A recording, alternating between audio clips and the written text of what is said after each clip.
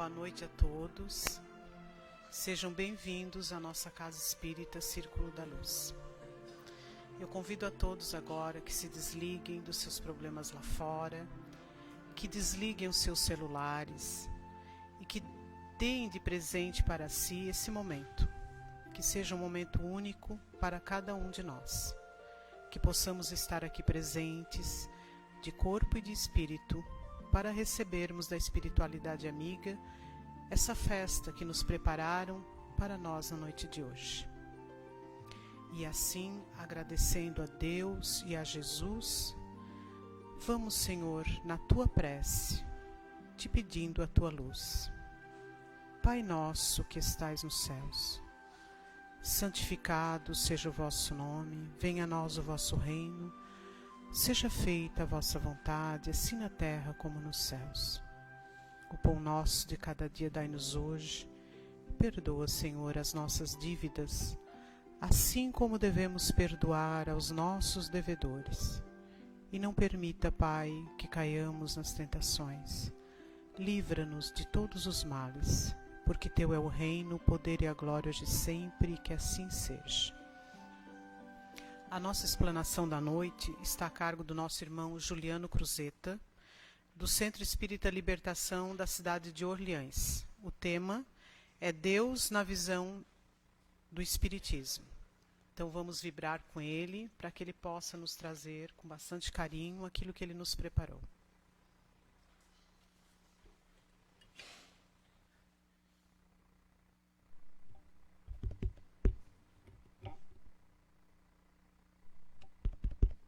Boa noite. É com muita alegria, com muita satisfação que a gente vem pela primeira vez a esta casa para estudarmos juntos e nos esclarecer à luz da doutrina espírita em alguns temas que nos chamam muita a atenção. E o tema de hoje que nós nos propomos a estudar junto de todos é a visão de Deus na doutrina espírita.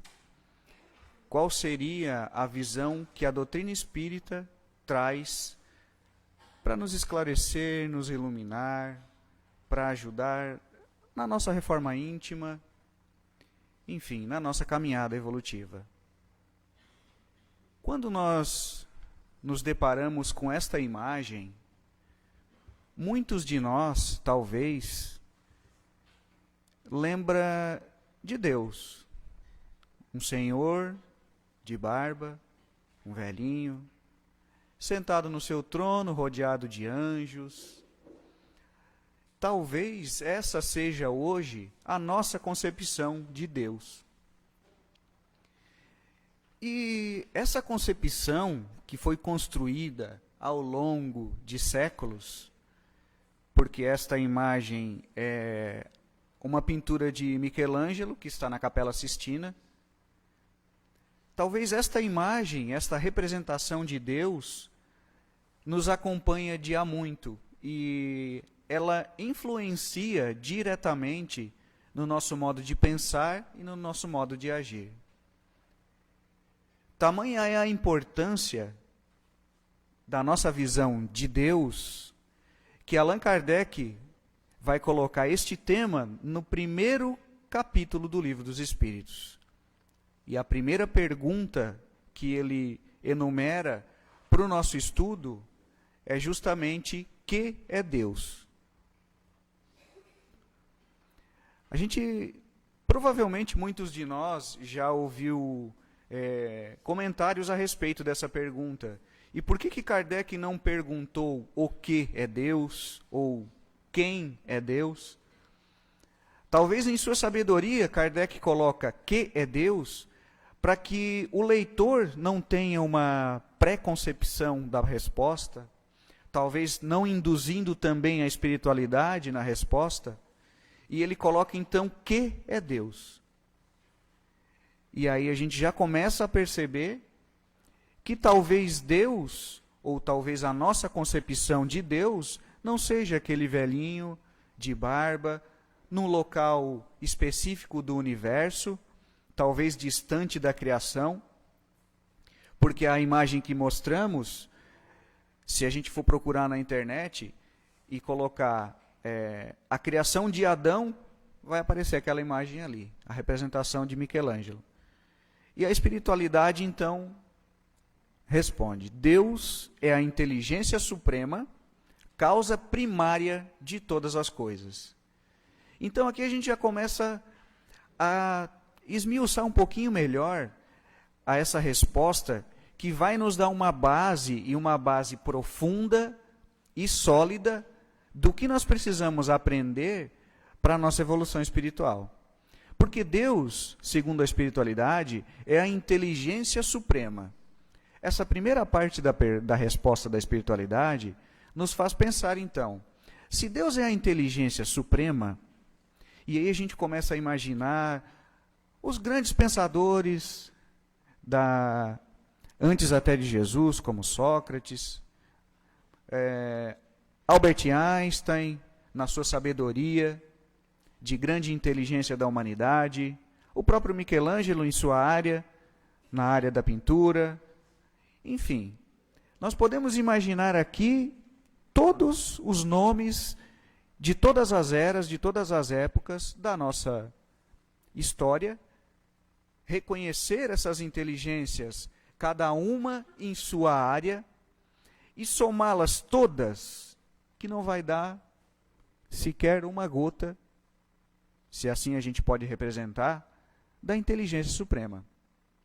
Então a gente fica imaginando essa inteligência suprema, quando a gente vê que para um foguete sair da Terra e ir ao espaço, existe uma série de cálculos matemáticos que é necessário, senão o astronauta acaba desencarnando, por um simples erro de cálculo, que seja ínfimo, tanto no lançamento do foguete quanto na entrada dele de volta na atmosfera. E esses cálculos complicados da física, e hoje da física quântica, enfim, foi Deus quem criou. Então aí a gente começa a entender um pouquinho dessa inteligência suprema. O quão distante é essa inteligência, o quão grande é essa inteligência suprema, que não fica em comparação, por exemplo, com uma imagem. Porque mesmo pensando em um homem só, se Deus fosse a imagem de um homem, como está escrito lá na Gênese de Moisés, né, que o homem é a imagem e semelhança de Deus, talvez até por isso a gente tenha essa imagem de Deus, como sendo um ser humano. Mas aí a gente começa a entender que é muito maior que isso. E é a causa primária de todas as coisas. Então equivale a dizer, e vamos pensar junto, que hoje nós todos estamos aqui com um corpo físico, com as nossas vestimentas, com os nossos veículos, com os nossos sapatos. No nosso corpo físico existem milhões de células, existem átomos, existem minerais, e tudo isso vem de uma causa primária, que é Deus. E a gente não se dá conta disso, dessa causa primária que é Deus. Então a gente pega, por exemplo, um copo plástico, que vem de uma refinaria de petróleo, que foi extraído lá no solo, no subsolo, e começa então a imaginar que a causa primária de tudo isso e de tudo que nós vemos e não vemos é Deus. Tamanha amplitude que a doutrina espírita vem trazer para nós. E Kardec vai descrever mais alguns pontos nesse primeiro capítulo do Livro dos Espíritos para nos dar uma menção da divindade. Então, na questão 4, Kardec vai perguntar onde se pode encontrar a prova da existência de Deus. Porque talvez a gente ainda não acredite muito em Deus, talvez a gente não entenda, claro que a gente não entende, porque ainda somos espíritos em evolução. E a espiritualidade responde: no axioma que aplicais às vossas ciências, não há efeito sem causa. Isso é muito interessante. Porque hoje a ciência aplica que todo efeito vem de uma causa. E aí a gente vai começar a pensar um pouquinho mais sobre isso também. E aí eles dizem, procurai a causa de tudo que não é obra do homem, e a vossa razão responderá. Como assim? Para crer-se em Deus, continua a espiritualidade, basta-se lance o olhar sobre as obras da criação. O universo existe. É lógico, nós estamos nele, né? Logo tem uma causa. Esse universo tem uma causa. Duvidar da existência de Deus é negar que todo efeito tem uma causa e avançar que o nada pôde fazer alguma coisa. Então, as grandes inteligências da ciência hoje vêm, talvez, influenciados pelaquela imagem de Michelangelo, não vamos botar a culpa no coitado do homem, né? Mas influenciado por esta cultura de que Deus seria um senhor de barba, enfim, um velhinho, eles vão dizer que essa concepção de Deus, que muitos de nós temos, ela é incompatível com a grandeza do universo. Porque essas inteligências, a exemplo, por exemplo, de Stephen Hawking, que desencarnou há pouco, que entendia os mecanismos da física quântica, da mecânica quântica, enfim, desses mecanismos que poucos de nós talvez entendamos, eu particularmente não entendo nada, essas inteligências vão dizer que Deus não existe. Que o universo é efeito de uma causa, ou talvez eles nem admitam uma causa, mas simplesmente o universo existe. Então vamos pensar, para um exemplo, para a gente poder imaginar o que eles estão dizendo, os cientistas, é mais ou menos assim. Então a gente vê essa imagem, essa estátua. Ela tem traços de inteligência, ela foi esculpida por alguém, por uma pessoa que tem grande sabedoria nessa atividade, isso a gente não pode negar, porque tem toda ela traços de inteligência. Então imagina que o escultor que fez essa estátua, ele pegou uma pedra bruta, elaborou ela, até chegar nessa estátua. Se ele não tivesse conhecimento do que ele estava fazendo, inteligência para fazer o que ele estava fazendo, talvez ele quebraria um braço. E aí a estátua não ficaria perfeita. Ele teria que recomeçar em uma outra pedra, teria que colar, enfim. Então ninguém pode negar que aqui nessa estátua tem traços de inteligência. Logo, vem de uma causa. Mas dizer que Deus não existe porque a gente não pode compreendê-lo, ou então a gente não sabe de onde a estátua veio, equivaleria mais ou menos a gente dizer assim: nós todos viajamos para a Amazônia, vamos supor, e aí a gente entra numa parte da mata amazônica onde nenhum ser humano até hoje entrou, nem índio, ninguém, nada. Nunca teve presença humana lá. E aí a gente cava um buraco de 10 quilômetros em direção ao subsolo e acha essa estátua. Logo, a gente vai imaginar que essa estátua foi feita por alguém.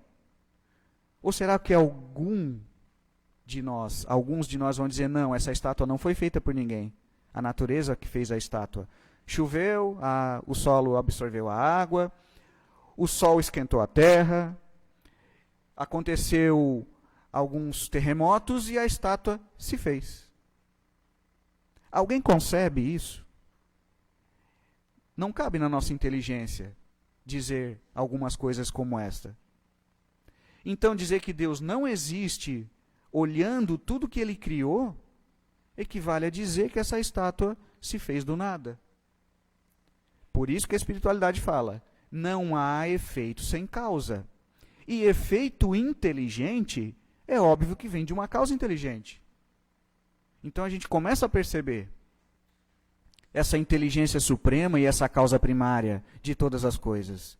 É isso que a espiritualidade está falando para a gente. E aí vai mais além. Kardec vai colocar no livro A Gênese o seguinte: pela grosseria ou perfeição do trabalho, reconhecer-se-á o grau de inteligência ou de adiantamento dos que o executam, os dos que o executaram. É o que a gente acabou de falar. A estátua não saiu do nada. E aí ele continua: pode o homem compreender a natureza íntima de Deus? Então, a gente espera que até esse momento, todos nós agora tenhamos a certeza de que Deus existe. Não mais aquele Deus velhinho de barba, mas um ser supremo, uma inteligência suprema que a gente não tem condições de entender ainda. E Kardec instiga a espiritualidade. Nós podemos compreender a natureza íntima de Deus? Não. Falta-lhe para isto o sentido. Então notemos, nós temos alguns sentidos. Muitos de nós têm a visão, a audição, o tato, o olfato. São sentidos que nos fazem perceber o que está à nossa volta. E para percebermos a Deus, compreendermos a Deus, nos falta o sentido. Então, não adianta que a gente não vai entender Deus nessa etapa da nossa evolução. Nós podemos ter algumas bases, mas entendê-lo tal como Jesus o entende, para nós ainda não cabe. E talvez ainda a gente fique confuso, mas tem muita coisa que os nossos sentidos não conseguem captar. Por exemplo, o infravermelho. O infravermelho os nossos sentidos não conseguem captar, somente com equipamentos. As ondas de rádio, nós só conseguimos captar por equipamentos. A não ser que alguém de nós consiga escutar a rádio sem nenhum equipamento. Aí pode ser que já esteja um pouco mais evoluído. Mas a maioria de nós não consegue. Então, dizer que as ondas de rádio não existem porque a gente não as vê. Eu trouxe até uma foto minha no infravermelho para provar que o infravermelho existe. Brincadeira. É porque eu estava com o cabelo desarrumado, gente. Então, é mais ou menos essa linha que Kardec vai construindo. Será dado um dia ao homem compreender o mistério da divindade? Porque se a gente não tem o sentido para compreender, Kardec ficou curioso. Será que a gente vai compreender um dia? Quando não mais tiver o espírito obscurecido pela matéria, quando pela sua perfeição se houver aproximado de Deus, ele o verá e compreenderá. A inferioridade das faculdades do homem não lhe permite compreender a natureza íntima de Deus. Porém, como Kardec era muito inteligente, e percebendo muito do que nós não percebemos, ele faz a questão número 13. Quando dizemos que Deus é eterno, infinito, imutável, imaterial, único, onipotente, soberanamente justo e bom, temos ideia completa de seus atributos? Olha quanto atributo Kardec percebeu nas suas análises, não só do que os espíritos vinham lhe dizendo, mas em todo o longo da sua vida. E ele se questiona, então. E a espiritualidade? Do vosso ponto de vista, sim. Porque credes abranger tudo. Então imagina, antes de a gente ter descoberto as ondas de rádio, a gente não sabia que o rádio existia. Hoje a gente sabe. Antes de a gente descobrir o raio-x, a gente não sabia que essa onda existia. Hoje a gente sabe. O que a gente ainda não sabe? Será que a gente sabe, vamos supor, de 100% nós já sabemos 90%? Ou será que de 100% a gente ainda sabe 2%? Compreendemos? Então, do nosso ponto de vista, a gente crê que abrange tudo, com a nossa visão, com a nossa audição, com o nosso tato, com o nosso olfato. A gente pensa que abrange tudo. Olha que a santa ignorância que nós temos, de achar que com esses sentidos a gente abrange tudo. Mas vamos pensar um pouquinho em cada atributo, bem rapidinho.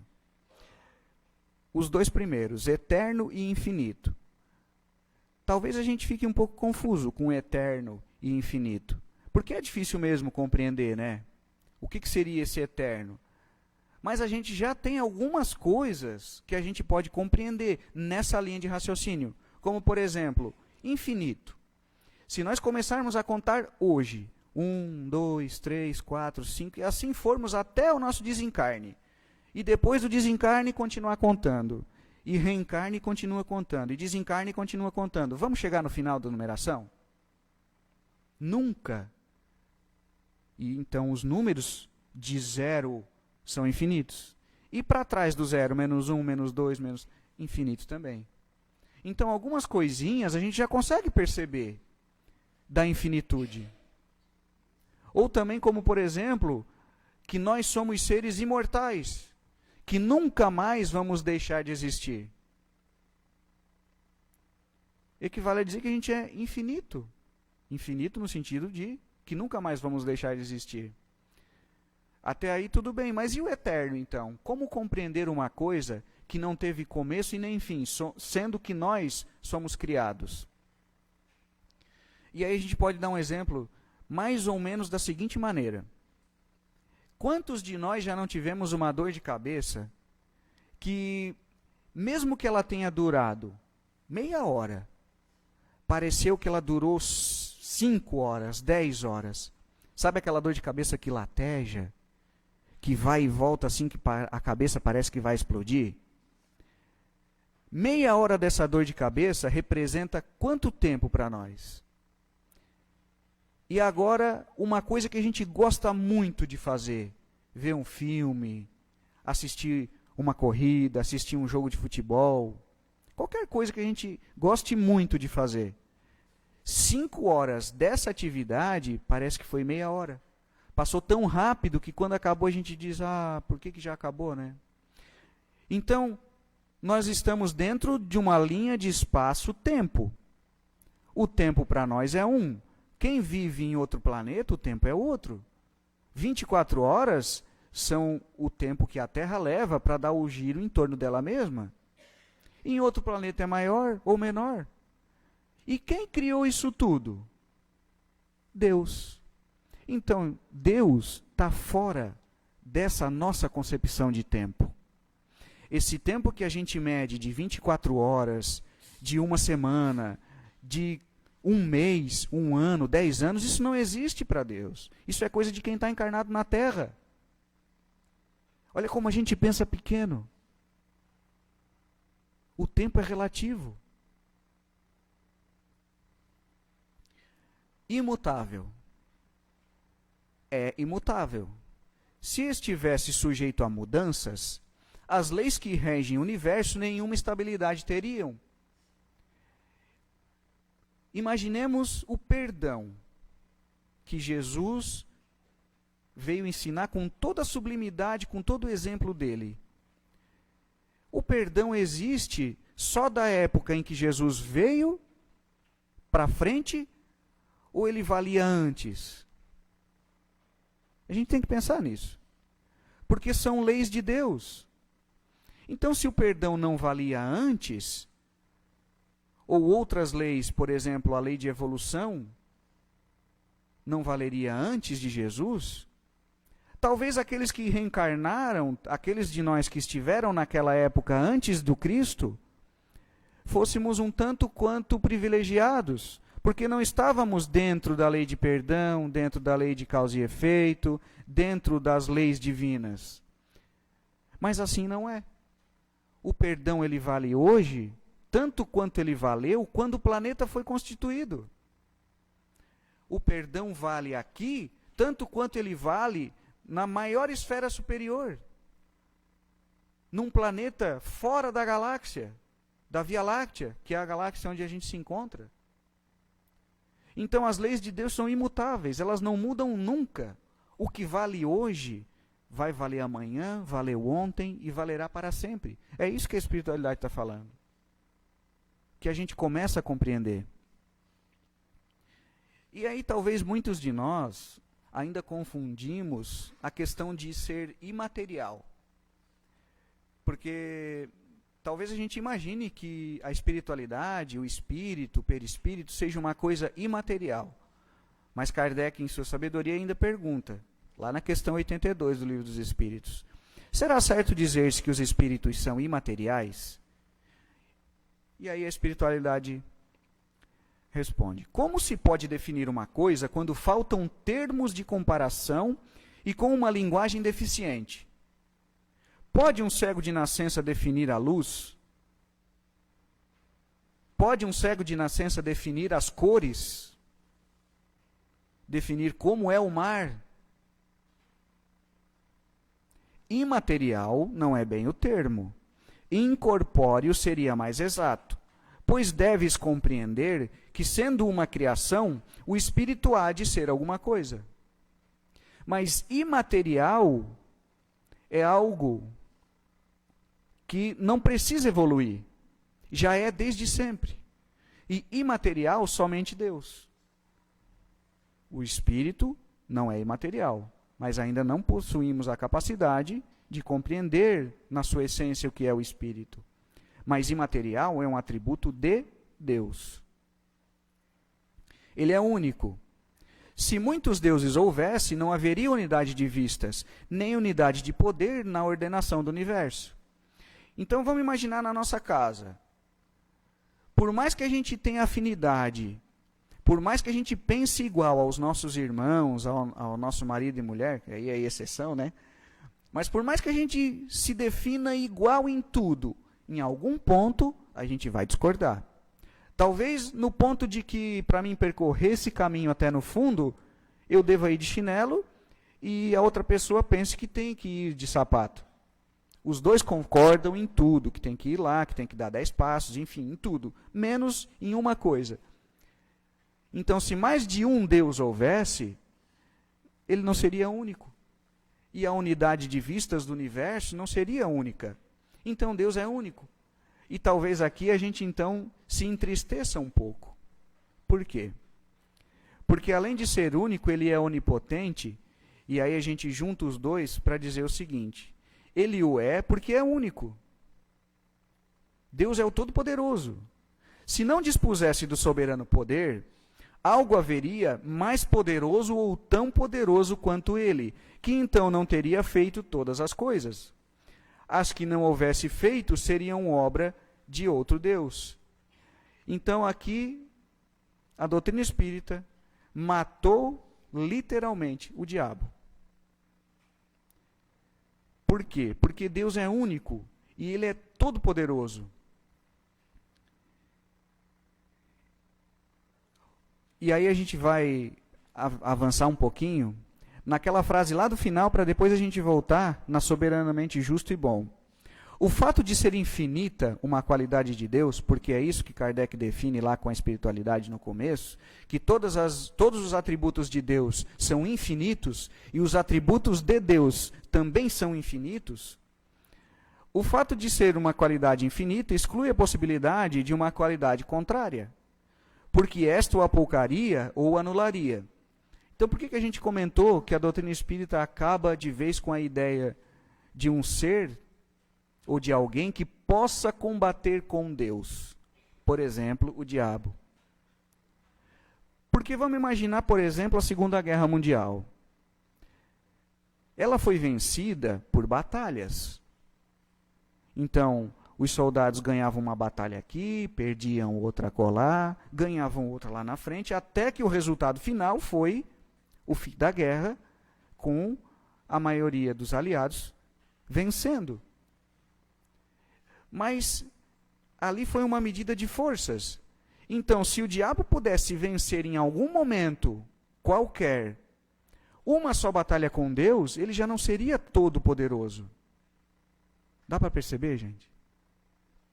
Então não existe isso de que o diabo ganha uma batalha, Deus ganha outra. Isso não existe. Porque senão apoucaria a Deus em qualquer uma de suas qualidades. E ele é todo poderoso. Não existe esse negócio de alguém querer ganhar dele em algum momento. É isso que Kardec está dizendo. E a que mais me chama a atenção particularmente, o atributo que mais me chama a atenção, e aí cada um de nós tem uma forma de pensar, uma forma de agir, é essa que ele é soberanamente justo e bom. Notemos que Deus não é somente justo ao infinito, ele é bom ao infinito. E por que Kardec coloca os dois juntos? Porque seria mais ou menos assim: eu sou bom ao infinito. Então, meu filho faz uma coisa e eu vou sempre perdoar ele, porque eu sou bom ao infinito. Mas se eu não sou justo ao infinito, se Deus não fosse justo ao infinito, por exemplo, ele não colocaria a responsabilidade das ações sobre o filho e faria com que o filho recuperasse o que ele destruiu. Então, se Deus fosse somente bom ao infinito, a gente poderia fazer o que quisesse, estaria sem responsabilidade, não precisaria reconstruir o que a gente fez. Mas se ele fosse somente justo ao infinito, excluindo a bondade divina, a gente teria que reconstruir tudo e mais um pouco. Então, Deus é bom e justo. Ele mede os nossos esforços com as nossas responsabilidades, ameniza muita coisa a partir do momento em que a gente mostra sinais de que quer evoluir, de que quer mudar, de que quer reparar o erro cometido. Então, ele ameniza de uma forma muito mais sutil. Então, se a gente precisa cavar aquele buraco para achar a estátua, e nós nos mostramos com boa vontade, em vez de uma pá, ele vai dar uma reta escavadeira para a gente. É isso que é a bondade e a justiça de Deus. É nessa linha. E é muito importante a gente entender esses atributos, porque é baseado neles que nós vamos construir a nossa realidade. Nós vamos encarar a forma de viver a vida. É dessa forma. A gente queria mostrar essa imagem, e particularmente eu peço desculpas por trazer essa imagem tão marcante, mas foi a forma que eu consegui de poder passar um pouquinho do que a gente tem estudado na doutrina espírita. Então a gente imagina essa criança passando por todas as privações: sede, fome, frio, febre, dores. E aí a gente imagina que Deus não é justo. Num primeiro momento, analisando como reencarnados, como seres que estão na matéria. A gente imagina isso. Mas vamos imaginar que Deus é justo e bom. E vamos começar a deslumbrar no que Kardec vem trazer para a gente. E aí a gente imagina que esse irmãozinho talvez foi um dos responsáveis por isso. Ou talvez ele teve participação nisso. E aí a gente percebe que uma possibilidade, nós não estamos dizendo que é, mas uma possibilidade é: aquele irmãozinho lá do começo desencarnou, foi para o plano espiritual, a mãe dele, uma pessoa muito bondosa, e ele mostrando que quer regenerar, pede uma oportunidade de reparar o mal que ele fez. E Deus, como é justo ao infinito e bom ao infinito, ele vai dar essa possibilidade para esse irmão. Mas ele vai dizer o seguinte: olha, meu irmão, meu filho, para tu aprender o que tu fez com os teus irmãos, tu vai ter que passar um pouquinho do que tu fez eles passar. Para tu compreender que nunca mais tu deve fazer isso, porque tu vai sentir o que eles sentiram, e no teu íntimo vai crescer uma bondade e uma vontade de nunca mais prejudicar alguém da forma que tu prejudicou. E aí ele deixa que aquele irmãozinho nasça por um período curto de sua vida, talvez 20 anos, 30 anos ou menos, passar por aquelas privações que ele fez os irmãos passarem. É nisso que consiste a bondade divina. É nisso que consiste a soberana justiça. E aí a gente imagina, então, se Deus é o criador de tudo, o mal é criação de Deus? Então vamos imaginar, o mal é criação de Deus? O mal que aquela criança estava passando lá. E todos os outros males que a gente possa imaginar, é criação de Deus? Então a orientação. É Kardec que vai nos orientar. O espírito tem por destino a vida espiritual. Então aqui já poderia matar todas as nossas dúvidas. A destinação daquele irmãozinho não é viver bem aqui na Terra. A destinação daquele irmãozinho, tanto quanto a nossa destinação, é a vida espiritual. E a gente não vive isso. A maioria de nós não vive isso. Porém, nas primeiras fases da sua existência corpórea, somente as exigências materiais lhe cumpre satisfazer. E para tal, o exercício das paixões constitui uma necessidade para a conservação da espécie e dos indivíduos, materialmente falando. Então, o que a espiritualidade está dizendo? Que quando a gente estava na época do homem de Neandertal, vivendo em cavernas, onde a única necessidade nossa era alimentar-se, reproduzir-se e algumas outras poucas, era normal, era natural, nós deixarmos o outro morrer de fome para nos alimentar. Era normal naquela época. É isso que a espiritualidade está falando. Que somente as exigências materiais nos cumpria satisfazer. Mas, uma vez saído desse período, outras necessidades se lhe apresentam, a princípio semi-morais e semi-materiais, depois exclusivamente morais. É então que o espírito exerce domínio sobre a matéria, sacode-lhe o jugo, avança pela senda providencial que lhe acha traçada e se aproxima do seu destino final. Porém, se ao contrário, ele se deixa dominar pela matéria, que não é o nosso caso, né? Atrasa-se e se identifica com o bruto. Nessa situação, o que era outrora um bem, porque era uma necessidade da sua natureza, transforma-se num mal. Não só porque já não constitui uma necessidade, como porque se torna prejudicial à espiritualização do ser. Muita coisa que é qualidade na criança torna-se defeito no adulto. O mal é, pois, relativo e a responsabilidade é proporcionada ao grau de adiantamento. Então, o que a espiritualidade está querendo dizer? Está querendo ensinar para a gente? Que outrora o que foi um bem, vamos imaginar aquele nosso irmãozinho, lá nos primórdios da evolução humana, encarnado no homem de Neandertal, que deixava os outros passar fome, se necessário matava o seu irmão para poder continuar vivo, encarnado. E ele trouxe isso consigo na sua bagagem espiritual. Quando ele se intelectualizou um pouco, criou um pouco de condições, também, não só por isso, mas também com aqueles vestígios de quando era um primata, ele praticou aqueles atos com aqueles outros irmãos.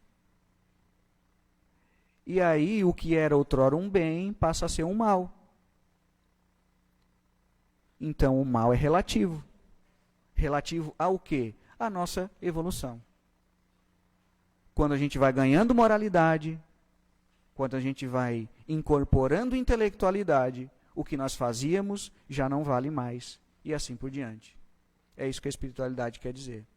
Emmanuel vai falar no livro O Consolador que, a respeito do mal, ele vai dizer o seguinte: o espírito humano, o ser humano, acreditando mais em si do que em Deus, age por conta própria, sem analisar as leis divinas. Eis o mal. Quando agimos fora das leis divinas, criamos o mal. Então, Deus é tão bom e tão justo que Ele nos dá os caminhos. Ele nos dá inteligência a partir do momento em que nós vamos evoluindo para a gente perceber esses atributos de Deus. E Kardec vai dizer no livro dos Médiuns que toda uma base que nós possamos criar com a nossa inteligência, que nós possamos absorver, por exemplo, desses atributos que a gente acabou de analisar, toda essa base vai valer para a nossa evolução. Porque quando a gente entende esses atributos, nós vamos entendendo os mecanismos da vida. E nós vamos entendendo que Deus é soberanamente justo e bom, que Ele é providência divina e amor supremo e infinito. O que a gente quer deixar como mensagem é que quando a gente entende um pouco mais desses atributos que Kardec elaborou e que a gente tem a possibilidade de estudar hoje na doutrina espírita, é que a gente passa de deixar a se queixar e encaramos a vida de uma outra maneira. De uma maneira raciocinada, de uma maneira lógica, e aí a gente passa a se questionar o para que eu estou vivendo tal necessidade? Para que Deus me colocou aonde eu estou? Em vez de ficar se perguntando por quê. E aí a gente impulsiona a nossa reforma íntima, baseada em coisas sólidas, baseadas em conceitos básicos, em conceitos sólidos, que esses vão valer não só hoje e não só ontem, mas para toda a nossa evolução. É isso um pouquinho do que Allan Kardec deixa para nós no primeiro capítulo do Livro dos Espíritos. A gente espera que tenhamos conseguido nos entender e que cada um de nós possa, a cada dia mais, estar aprendendo com a doutrina espírita, com o que a espiritualidade vem nos ensinar e com as bases sólidas que a gente pode aprender. Muito obrigado, que cada um de nós tenha uma ótima semana e que Jesus nos acompanhe. Que assim seja.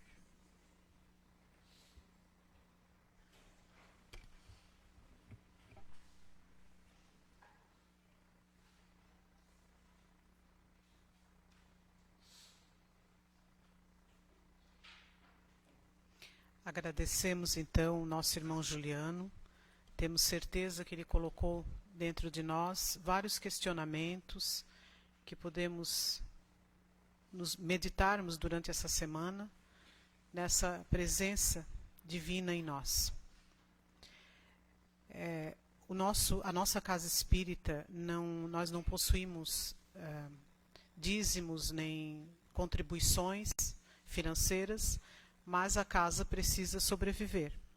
Então, uma vez por ano, a gente faz um almoço em benefício da manutenção da nossa casa.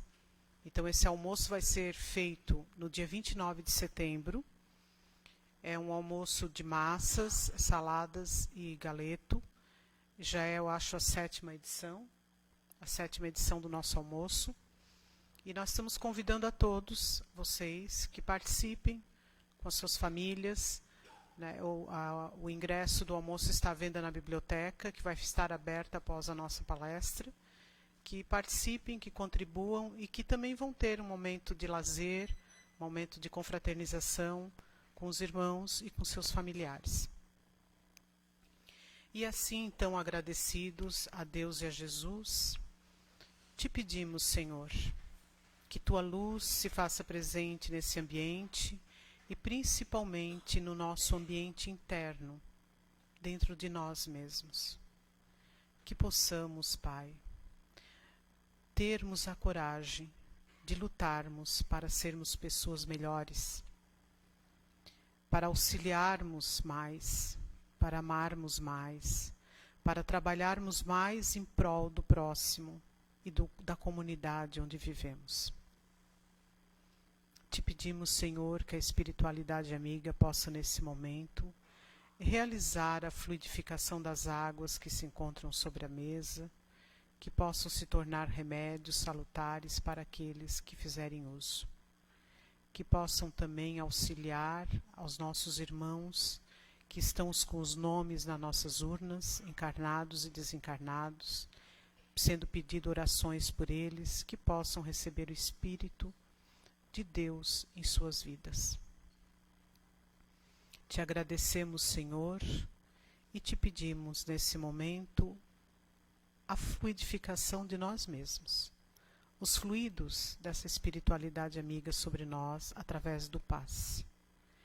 Disseste, Jesus, que onde tivesse 2 ou mais reunidos em teu nome, ali estarias. E aqui estamos humildemente te pedindo coragem, te pedindo força, te pedindo, Senhor, que tornemos a nossa fé mais robusta, mais forte, te pedindo, Senhor, mais resignação e mais amor para com nós mesmos e nossos semelhantes. Te pedindo, Senhor, compreensão da nossa existência, do para que passamos por tantas coisas, não do porquê. E assim harmonizados e agradecidos, vamos fazer a tua prece, Jesus. Pai nosso que estais nos céus, santificado seja o vosso nome, venha a nós o vosso reino. Seja feita, Senhor, a vossa vontade, aqui na terra como nos céus. Pão nosso de cada dia dai-nos hoje. Perdoa, Senhor, as nossas dívidas, na medida em que perdoarmos aqueles que são nossos devedores. E não permita, Pai de amor, que caiamos nas tentações.